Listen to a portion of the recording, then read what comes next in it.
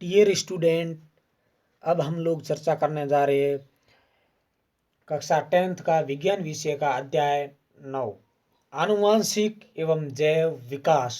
आनुवांशिकता एवं जैव विकास। आनुवांशिकी अर्थात अपने आनुवांशिकी वंशागति के बारे में हम लोग अध्ययन करने जा रहे हैं। आनुवांशिकी जो सूक्ष्म जैसे डीएनए के बारे में और किस तरह से कोशिकाओं में सूक्ष्म से सूक्ष्म परिवर्तन होने से जीव के शरीर में परिवर्तन होता है, उसके बारे में हम लोग अध्ययन कर रहे हैं। आनुवांशिकी अध्ययन। आनुवांशिकी वंशागति विभिन्न लक्षणों का पूर्ण विश्वसनीयता के साथ वंशागत होता है। अध्ययन विभिन्नता, विविधता ये जनक और संतति के लक्षणों की असमानता की अवस्था है। सोमेटिक वेरिएशन शारीरिक कोशिका विभिन्नता, ये शारीरिक कोशिकाओं में आती है, अगली पीढ़ी में स्थानांतरित नहीं होते, जैव विकास में सहायक नहीं, इन्हें उपार्जित लक्षण भी कहा जाता है। अर्थात शारीरिक कोशिकाओं में जो भी लक्षण होते हैं उन्हें उपार्जित लक्षण भी कहा जाता है और ये अगली पीढ़ी में संचरित भी नहीं हो सकती। कानों में छेद करना, कुत्तों में पूंछ काटना, ये उदाहरण है। और गैमेटिक वेरिएशन जनन कोशिका में विभिन्नता, यह जनन कोशिका में आती है, यह अगली पीढ़ी में स्थानांतरित होते हैं, जैव विकास में सहायक है, इन्हें आनुवांशिक लक्षण भी कहा जाता है। उदाहरण मानव के बालों का रंग, मानव शरीर की लंबाई। जनन के दौरान विभिन्नताओं का संचय। विभिन्नताएं अलैंगिक जनन और लैंगिक जनन। विभिन्नताएं अलैंगिक में कम होती है, डीएनए प्रतिकृति के समय न्यून त्रुटियों के कारण ही उत्पन्न होती है, और लैंगिक जनन में विविधता अपेक्षाकृत अधिक होगी। क्रॉस संकरण के द्वारा गुणसूत्र क्रोमोसोम के विभाजन द्वारा म्यूटेशन अर्थात उत्परिवर्तन के द्वारा। विभिन्नता के लाभ प्रकृति की विविधता के आधार पर विभिन्नता जीवों को विभिन्न प्रकार के लाभ हो सकते हैं। उदाहरण उष्णता को सहन करने की क्षमता वाले जीवाणुओं को अधिक गर्मी से बचने की संभावना अधिक होती है। पर्यावरण कारकों द्वारा उत्तम परिवर्तन का चयन जैव प्रक्रम का आधार बनाता है। स्वतंत्र एवं जुड़े कर्णपाली मानव समष्टि में पाए जाने वाले दो परिवर्तन हैं। मेंडल का योगदान अर्थात आनुवांशिकी में मेंडल का क्या योगदान है। मेंडल ने वंशागति के कुछ मुख्य नियम प्रस्तुत किए। मेंडल को आनुवांशिकी के जनक के नाम से जाना जाता है। मेंडल ने मटर के पौधे के विपर्यासी 7 विकल्पी लक्षणों का अध्ययन किया जो स्थूल रूप से दिखाई देते हैं। लक्षण प्रभावी विशेषक और अप्रभावी विशेषक। बीज का आकार गोल और झुर्रीदार। गोल प्रभावी, झुर्रीदार अप्रभावी। बीज का रंग पीला प्रभावी और हरा अप्रभावी। फूल का रंग बैंगनी प्रभावी और सफेद अप्रभावी। फली का आकार फूली प्रभावी और सिकुड़ी हुई अप्रभावी।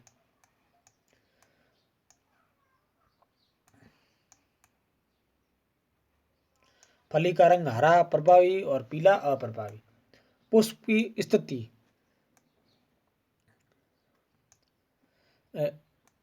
अक्षीय है प्रभावी और अंत्य है अप्रभावी।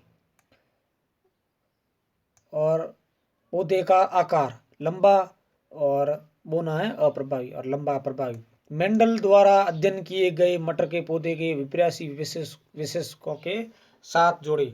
मेंडल द्वारा मटर के पौधे का चयन अर्थात क्या ही कारण था जिसने मेंडल ने अन्य पौधों का चयन नहीं किया जबकि मटर के ही पौधे का चयन किया। मेंडल ने मटर के पौधे का चयन निम्नलिखित गुणों के कारण ही किया। मटर के पौधे में विपर्यासी विकल्पी लक्षण स्थूल रूप से दिखाई देते हैं। इनका जीवन काल छोटा होता है। सामान्यतः स्वपरागण होता है परंतु कृत्रिम तरीके से परपरागण भी कराया जा सकता है। एक ही पीढ़ी में अनेक बीज बनाता है। यही कारण था कि मटर के पौधे का चयन करने का। मेंडल द्वारा अध्ययन किए गए मटर के पौधे के 7 विपर्यासी लक्षण या विशेषक 1 से लेकर 7 तक। तने की ऊंचाई लंबा है प्रभावी और बोना अप्रभावी। 2 नंबर फूल का रंग बैंगनी है प्रभावी और सफेद है अप्रभावी। फूल की स्थिति अक्षीय प्रभावी और अंत्य अप्रभावी। फली का आकार फूला हुआ प्रभावी और सिकुड़ा हुआ अप्रभावी। फली का रंग हरा प्रभावी और पीला अप्रभावी। बीज का आकार गोल प्रभावी और मुरझाया हुआ अप्रभावी। बीज का रंग पीला है प्रभावी और हरा है अप्रभावी। एकल संकरण मोनोहाइब्रिड मटर के दो पौधों के एक जोड़ी विकल्पी लक्षणों के मध्य क्रॉस संकरण को एकल संकर क्रॉस कहा जाता है। लंबे पौधे तथा बोने पौधे के मध्य संकरण इसे एकल संकरण कहते हैं। जैसे लंबा पौधा टी और बोना पौधा है स्मॉल टी और टी। युग्मक ये दोनों यहाँ कैपिटल टी और स्मॉल टी, इसमें एक बार ये टी इससे मिले और इससे कैपिटल टी स्मॉल टी और इससे cross capital T small T और कैपिटल टी और स्मॉल टी और ये कैपिटल टी स्मॉल टी। सभी लंबे पौधे कैपिटल टी और स्मॉल टी। फिर ये F1 पीढ़ी के मध्य संकरण करवाया। लंबा पौधा और बोना पौधा दोनों, मतलब दोनों ही लंबे पौधे थे। यहाँ पर इससे लंबा पौधा और यहाँ लिखा गया बोना पौधा है लंबा पौधा। और लंबा पौधे और बोने पौधे के बीच में संकरण करने से एक बोना पौधा और बाकी के ये एक शुद्ध लंबा और ये लंबा पौधा और लंबा पौधा और बोना पौधा, ये संकर लंबा। अवलोकन। प्रथम संतति F1 पीढ़ी में सभी पौधे लंबे थे। F2 पीढ़ी में 3/4 लंबे पौधे व 1/4 बोने पौधे थे। जीनोटाइप F2 3:1, 3 लंबे और 1 बोना पौधा। और जीनोटाइप F3 में 1:2:1। कैपिटल टी स्मॉल टी और स्मॉल टी का संयोजन 1:2:1 अनुपात में प्राप्त हुआ। निष्कर्ष। कैपिटल टी व कैपिटल टी स्मॉल टी दोनों लंबे पौधे, यद्यपि स्मॉल टी बोना पौधा हैं। कैपिटल टी की एक प्रति पौधे को लंबा बनाने के लिए ही पर्याप्त है, जबकि बोनेपन के लिए दोनों स्मॉल टी होना प्रतियां होनी चाहिए। कैपिटल टी जैसे लक्षण प्रभावी लक्षण कहलाते, स्मॉल टी जैसे लक्षण अप्रभावी लक्षण कहलाते। द्विसंकरण या द्विविकल्पीय डाइहाइब्रिड क्रॉस। मटर के दो पौधों के दो जोड़ी विकल्प लक्षणों के मध्य क्रॉस। जनक पीढ़ी गोल पीला और झुर्रीदार हरा। गोल पीले के लिए कैपिटल आर और कैपिटल वाई, इसमें से एक कैपिटल आर और वाई ये युग्मक है और उसमें से स्मॉल आर और स्मॉल वाई ये युग्मक। गोल पीले के लिए कैपिटल आर स्मॉल आर और वाई ये ऐसे करा के इसमें से यहाँ से एक बार तो कैपिटल आर और कैपिटल वाई, फिर स्मॉल आर कैपिटल वाई और capital R small Y. Same ये संख्या इधर लिखनी है, सेम इधर की, ये capital R capital Y small R capital Y और कैपिटल आर स्मॉल वाई और ये आर स्मॉल आर। फिर इनमें से संकरण करवाया गया और इस संकरण से फिनोटाइप अनुपात यह है कि गोल पीले तो 9 और गोल हरे 3 और झुर्रीदार पीले 3 और झुर्रीदार हरा 1। यह द्विसंकर चित्र है। द्विसंकर क्रॉस के परिणाम जिनमें जनक दो जोड़े विपरीत विशेषकों से भिन्न थे, जैसे बीज का रंग, बीज की आकृति। F2 गोल पीले 9, गोल हरे बीज 3 और झुर्रीदार पीले बीज 3, झुर्रीदार हरे बीज 1। इस प्रकार से दो अलग अलग बीजों की आकृति एवं रंग को स्वतंत्र वंशानुगति होती हैं। लक्षण अपने आप को किस प्रकार व्यक्त करते हैं? कोशिका के डीएनए, जीन, डीएनए की संरचनात्मक एवं क्रियात्मक इकाई, और फिर सूचना स्रोत और प्रोटीन संश्लेषण। प्रोटीन के विभिन्न लक्षणों की अभिव्यक्ति को नियंत्रित करती है। प्रोटीन विभिन्न लक्षणों की अभिव्यक्ति को नियंत्रित करती है, एंजाइम व हार्मोन। जीन टी प्रभावी लक्षण, एंजाइम का दक्षता से कार्य करना, पर्याप्त मात्रा में हार्मोन बनता है और लंबे पौधे। और जीन टी अप्रभावी लक्षण, इसमें एंजाइम का कम दक्षता से कार्य करना, एंजाइम कम दक्षता से कार्य करेगा तो अपर्याप्त मात्रा में हार्मोन भी बनेगा और पौधा बोना ही रहेगा। लिंग निर्धारण के लिए उत्तरदायी कारण। कुछ प्राणियों में लिंग निर्धारण अंडे की ऊष्मायन ताप पर निर्भर करता है। उदाहरण घोंघा। और कुछ प्राणियों जैसे कि मानव में लिंग निर्धारण लिंग सूत्र पर निर्भर करता है। XX मादा तथा XY नर। मानव में लिंग निर्धारण नर में होती है XY और मादा में होता है XX गुणसूत्र। फिर XY नर में और मादा में XX होते हैं। यहाँ से XX के साथ में मिलता है तब XX और XX के साथ में तब भी मादा, और XY मिलती है तो नर और XY मिलती है तो नर। अर्थात 50% लड़का या 50% लड़की उत्पन्न होने की संभावना होती है। दोनों के बराबर उत्पन्न होने की संभावना होती है। आधे बच्चे लड़के एवं आधे लड़की हो सकती है। सभी बच्चे चाहे वे लड़का हो अथवा लड़की अपनी माता के X गुणसूत्र ही प्राप्त करते हैं। अतः बच्चों का लिंग निर्धारण इस बात पर निर्भर करता है कि उन्हें अपने पिता से किस प्रकार का गुणसूत्र प्राप्त हुआ है। जिस बच्चे को अपने पिता से X गुणसूत्र वंशानुगत हुआ है वह लड़की, एवं जिसे पिता से Y गुणसूत्र वंशानुगत हुआ है वह लड़का होता है। जैव विकास वह निरंतर धीमी गति से होने वाला प्रक्रम है जो हजारों करोड़ों वर्ष पूर्व जीवों से शुरू हुआ है, जिससे नई स्पीशीज का उद्भव हुआ है।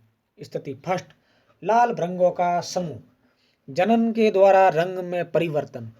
सभी भ्रंग लाल और एक भ्रंग हरा, केवल एक हरा।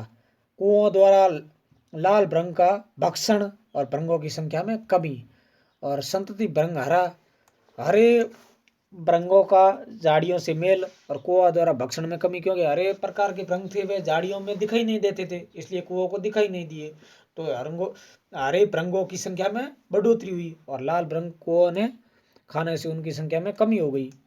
निष्कर्ष, हरे भ्रंगों को प्राकृतिक चयन का फायदा हुआ क्योंकि वे हरी झाड़ियों में दृश्य नहीं है थे। यह प्राकृतिक चयन कुओं द्वारा किया गया। प्राकृतिक चयन भ्रंग समष्टि में अनुकूल दर्शा रहा है, जिससे समष्टि पर्यावरण में और अच्छी तरह से रह सके। स्थिति सेकंड, लाल भ्रंगों का समूह। जनन द्वारा रंग में परिवर्तन। सभी भ्रंग लाल और एक नीला भ्रंग, केवल एक नीला। लाल भ्रंगों की संख्या में बढ़ोतरी और नीले भ्रंगों की संख्या में बढ़ोतरी। कोई लाल तथा नीले भ्रंगों को पहचान कर खा जाते। भ्रंगों की संख्या में कमी आती। लाल भ्रंग नीले से अधिक। अचानक हाथी आता और सभी भ्रंगों सहित झाड़ियों को रौंद देता और संयोग से नीले भ्रंग बच जाती है। अर्थात ये हाथी के कुचलने से हुआ। निष्कर्ष, रंग परिवर्तन से अस्तित्व के लिए अब तो कोई लाभ हुआ नहीं। यह संयोग ही था कि दुर्घटना के कारण एक रंग की भ्रंग समष्टि बच गई, जिससे समष्टि का स्वरूप बदल गया। अतः छोटी समष्टि में दुर्घटना किसी जीन की आवृत्ति को प्रभावित कर सकती है, जबकि उनका उत्तरजीविता से हेतु कोई लाभ न हो।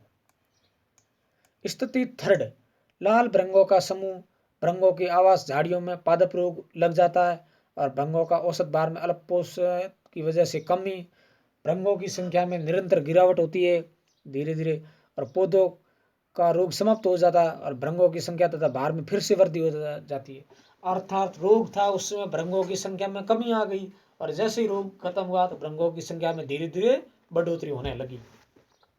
निष्कर्ष, भ्रंगों की जनसंख्या में कोई आनुवंशिक परिवर्तन नहीं आता है।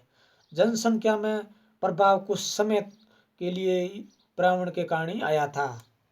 अर्थात कुछ समय के लिए रोग था, इसलिए उनकी जनसंख्या में प्रभाव आया था। उपार्जित एवं आनुवंशिक लक्षण। उपार्जित लक्षण और आनुवंशिक लक्षण। उपार्जित लक्षण जो शारीरिक कोशिकाओं द्वारा बाहर से ग्रहण किए जाते हैं और आनुवंशिक लैंगिक कोशिकाओं में होते हैं। ये लक्षण जीवों द्वारा अपने जीवन में प्राप्त किए जाते हैं। ये जनन कोशिकाओं के DNA में कोई अंतर नहीं लाते, वे अगली पीढ़ी में वंशानुगत या स्थानांतरित नहीं होते। जैव विकास में सहायक नहीं, उदाहरण अल्प पोषित भ्रंग के भार में कमी। और आनुवंशिक लक्षण, ये लक्षण जीवों की वंशानुगत प्राप्त होते हैं। ये जनन कोशिकाओं में घटित होते हैं तथा अगली पीढ़ी में स्थानांतरित होते हैं। जैव विकास में भी सहायक, उदाहरण मानव के आंखों व बालों के रंग। जाति उद्भव, जीन प्रवाह उन दो समष्टियों के बीच होता है जो पूरी तरह से अलग नहीं हो पाती, किंतु आंशिक रूप से अलग होती है। उपसमष्टि X1 स्थानिक स्थानीय और उपसमष्टि X2 प्रवासी, अर्थात जनन जीन प्रवाह और स्थानीय समष्टि में विभिन्नता, अर्थात एक वहाँ की मूल निवासी और एक दूसरी दोनों समष्टियों से जनन प्रवाह तो जीन प्रवाह हुआ और स्थानीय समष्टि में विभिन्नता आ गई। आनुवांशिक विचलन, किसी एक समष्टि की उत्तरोत्तर पीढ़ियों में जीन की बारंबारता से अचानक परिवर्तन का उत्पन्न होना, वह है आनुवांशिक। अर्थात उत्तरोत्तर पीढ़ियों में जीन में धीरे धीरे बारंबारता से अचानक परिवर्तन उत्पन्न होता तो उसे आनुवांशिक विचलन कहते हैं। प्राकृतिक चुनाव, वह प्रक्रम जिसमें प्रकृति उन जीवों का चुनाव कर बढ़ावा देती है जो बेहतर अनुकूलन करते हैं। भौगोलिक पृथक्करण, जनसंख्या में नदी पहाड़ आदि के कारण आता है, अर्थात जनसंख्या में नदियों और पहाड़ के द्वारा भौगोलिक पृथक्करण होता है। इससे दो उपसमष्टियों के मध्य अंतर्जन नहीं हो पाता। आनुवांशिक विचलन समष्टि Z, उपसमष्टि Z1 और उपसमष्टि Z2, भौगोलिक रूप से विलक्त नदी पहाड़ आदि, अब इनकी उत्तरोत्तर पीढ़ियां विभिन्न परिवर्तनों का संग्रहण उपसमष्टि Z1 और उपसमष्टि Z2, इसमें आनुवांशिक विचलन हुआ। प्राकृतिक विचलन और उपसमष्टि Z1 और उपसमष्टि Z2 अंतर्जन करने में असमर्थ, फिर नई स्पीशीज 1 और नई स्पीशीज 2 बनी। आनुवांशिक विचलन का कारण, यदि डीएनए में परिवर्तन पर्याप्त है, और 2 नंबर है गुणसूत्रों की संख्या में परिवर्तन, यही है आनुवांशिक विचलन का कारण। विकासीय संबंध योजना, समजात अभिलक्षण, विभिन्न जीवों में ये अभिलक्षण जिनकी आधारभूत संरचना अलग अलग एक समान होती है, यद्यपि विभिन्न जीवों में उनके कार्य भिन्न भिन्न होते हैं। उदाहरण, पक्षियों, सरीसृप, जल स्थलचर, स्तनधारियों के पदों की आधारभूत संरचना एक समान है, किंतु यह विभिन्न कशेरुक जीवों में भिन्न भिन्न कार्य के लिए होते हैं। समजात अंग, ये अंग प्रदर्शित करते हैं कि अंगों की मूल उत्पत्ति एक ही प्रकार के पूर्वजों से हुई है, वे जैव विकास का प्रमाण देते हैं। समरूप अंग, वह अभिलक्षण जिसकी संरचना व संगठकों में अंतर होता है और सभी की उत्पत्ति भी एक समान नहीं होती किंतु कार्य समान होते हैं, उसे समरूप कहते हैं, अंग कहते हैं। उदाहरण, पक्षी के अग्रपाद व चमगादड़ के अग्रपाद, यह समरूप का उदाहरण। समरूप अंग यह प्रदर्शित करते हैं कि जंतुओं के अंग जो समान कार्य करते अलग अलग पूर्वजों से विकसित हुए हैं। जीवाश्म, फॉसिल्स, जीव के परिरक्षित अवशेष जीवाश्म कहलाते हैं। उदाहरण, जैसे कोई मृत कीट गर्म मिट्टी में सूखकर कठोर हो जाए। उदाहरण, अमोनाइट जीवाश्म अकशेरुकी, ट्राइलोबाइट जीवाश्म अकशेरुकी, और नाइटिया जीवाश्म मछली, राजोसोरस जीवाश्म डायनासोर कपाल। जीवाश्म कितने पुराने हैं? खुदाई करने पर पृथ्वी की सतह के निकट वाले जीवाश्म गहरे स्तर पर पाए गए जीवाश्मों की अपेक्षा अधिक नए होते हैं।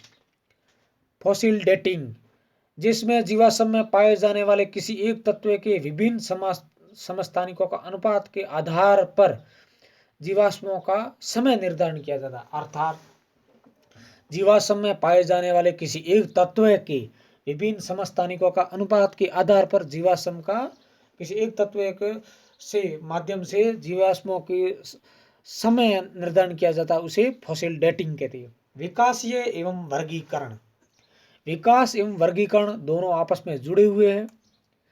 जीवों का वर्गीकरण उनके विकास के संबंधों का प्रतिबंध है। दो स्पीशीज के मध्य जितने अधिक अभिलक्षण समान होंगे उनका संबंध भी उतना ही निकट होगा। जितनी अधिक समानताएं उनमें होगी उनका उद्भव भी निकट अतीत में समान पूर्वजों से हुआ होगा। जीवों के मध्य समानताएं हमें उन जीवों को एक समूह में रखने और उनके अध्ययन का अवसर प्रदान करती है। अर्थात समानताओं का अर्थ है कि जीवों का अध्ययन करना और सरल हो जाता है, कहीं न कहीं में निकट उनका अंतर संबंध होता है। विकास के चरण, विकास क्रमिक रूप से अनेक पीढ़ियों में हुआ है। योग्यता को लाभ, फर्स्ट नंबर, आँख का विकास जटिल अंगों का विकास डीएनए में मात्र एक परिवर्तन द्वारा संभव नहीं है, ये क्रमिक रूप से अनेक पीढ़ियों में होता है। प्लेनेरिया में अति सरल आंख होती है, कीटों में जटिल आंख होती है, मानव में द्विनेत्री आंख होती है। 2 नंबर गुणता के लाभ। पंखों का विकास। पंख पर ठंडे मौसम में ऊष्मारोधन के लिए विकसित हुए थे, कालांतर में उड़ने के लिए भी उपयोगी हो गए। डायनासोर के पंख उदाहरण थे और पंखों से उड़ने में असमर्थ नहीं थे। पक्षियों ने परों को उड़ने के लिए ही अपनाया, इसलिए वो उड़ने के लिए उपयोगी हुए। कृत्रिम चयन। बहुत अधिक भिन्न भिन्न दिखने वाली संरचनाएं एक समान परिकल्प में विकसित हो सकती है। 2000 वर्ष पूर्व मनुष्य जंगली गोभी को एक खाद्य पौधे के रूप में उगाता था तथा उसने चयन द्वारा इससे विभिन्न सब्जियां विकसित की। इसे कृत्रिम चयन कहते हैं। जैसे पुराने समय में जंगली गोभी ये है और इससे धीरे धीरे गांठ गोभी और केल चौड़ी पत्तियों वाली और ब्रोकोली पुष्पों की वृद्धि रोकना और फिर फूल गोभी, ये जंगली गोभी से ही गोभी विकसित हुई है। जंगली गोभी का विकास। आणविक जाति वृत्त। यह इस विचार पर निर्भर करता है कि जनन के दौरान डीएनए में होने वाले परिवर्तन विकास की आधारभूत घटना है। 2 नंबर दुरुस्त समुद्री जीवों के डीएनए में विभिन्नताएं अधिक संख्या में संचित होगी। ये आणविक जाति वर्ग। मानव विकास अर्थात मानव का विकास कैसे हुआ। मानव विकास के चरण। मानव विकास के अध्ययन के मुख्य साधन उत्खनन, समय निर्धारण, डीएनए अनुक्रम का निर्धारण और जीवाश्म अध्ययन। मानव प्राचीनतम सदस्य अफ्रीका मूल में खोजा गया था। मानव फिलीपींस और फिर इंडोनेशिया के द्वीपों में, पश्चिमी एशिया, मध्य एशिया और ऑस्ट्रेलिया में। विभिन्न समूह कभी आगे व पीछे गए। समूह कई बार परस्पर विलग हो गए क्योंकि उस समय कभी अलग होकर विभिन्न दिशाओं में आगे बढ़े और कुछ वापस आकर परस्पर मिल गए, क्योंकि उस समय में इतना मिलने का और आने जाने का मतलब कोई निश्चित साधन नहीं था। अर्थात कभी मानव मिल जाते थे और कभी बिछड़ जाने के बाद में वो एक दूसरे से मतलब मिल भी नहीं पाते थे उसमें। अर्थात आनुवांशिक परिभाषा है। अब एक कुछ परिभाषा है। जीन। मेंडल ने जीन को कारक अथवा फैक्टर का, जीन आनुवांशिकी की इकाई है। युग्मक विकल्पी अर्थात अलील। विकल्पी विपरीत लक्षणों के संकेतक जोड़े को युग्मक विकल्पी अलील कहा जाता है। ये एक ही जीन के थोड़ा सा भिन्न रूप होते हैं, एक ही जीन के थोड़ा सा भिन्न रूप होते हैं। विषम युग्मजी हेटेरोजाइगस। वे जीव जिनमें विपरीत विशेषकों के अलील होते हैं, उदाहरण कैपिटल टी और स्मॉल टी। समयुग्मजी होमोजाइगस। वे जीव जिनमें समान विशेषकों के अलील होते हैं, जैसे कैपिटल टी और स्मॉल टी दोनों समान है। प्रभाविता डोमिनेंस। वह जीन जो F1 पीढ़ी में प्रकट होता है उसे प्रभाविता कहते हैं। और अप्रभावी रेसिसिव। वह जीन जो प्रभावी जीन के समक्ष प्रकट नहीं हो पाता उसे अप्रभावी जीन कहते हैं। जीन पररूप अर्थात जीनोटाइप। जीव का जीन के आधार पर पररूप, जैसे कैपिटल टी या स्मॉल टी। दृश्य पररूप मतलब जो देखने पर फिनोटाइप। जीव का बाहरी दृश्य के आधार पर पररूप, जैसे लंबे पौधे और बौने पौधे। सूक्ष्म विकास। छोटे क्षेत्र में होने वाला विकास। उदाहरण रंगों के शरीर के रंग में परिवर्तन। अब स्पीशीज जनसंख्या में समान जीवों का समूह जो आपस में निषेचन कर उत्पादक जीव बनाता है, उसे स्पीशीज कहते हैं। गुणसूत्र धागे जैसी संरचनाएं जो कोशिका के केंद्र में पाई जाती है, जिसमें कोशिका की आनुवांशिक सूचना होती है। डीएनए डीऑक्सीराइबोन्यूक्लिक अम्ल ये गुणसूत्र में उपस्थित होता है। इसी के साथ में हमारा अध्याय 9वां समाप्त हुआ।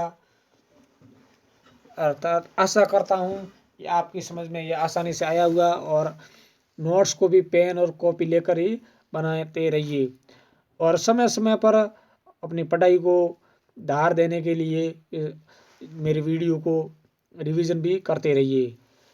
आशा करता हूँ कि मेरे द्वारा बनाया हुआ वीडियो आपके लिए बहुत ही उपयोगी और हेल्पफुल होगा। धन्यवाद। मैं प्रकाश चंद पातलिया।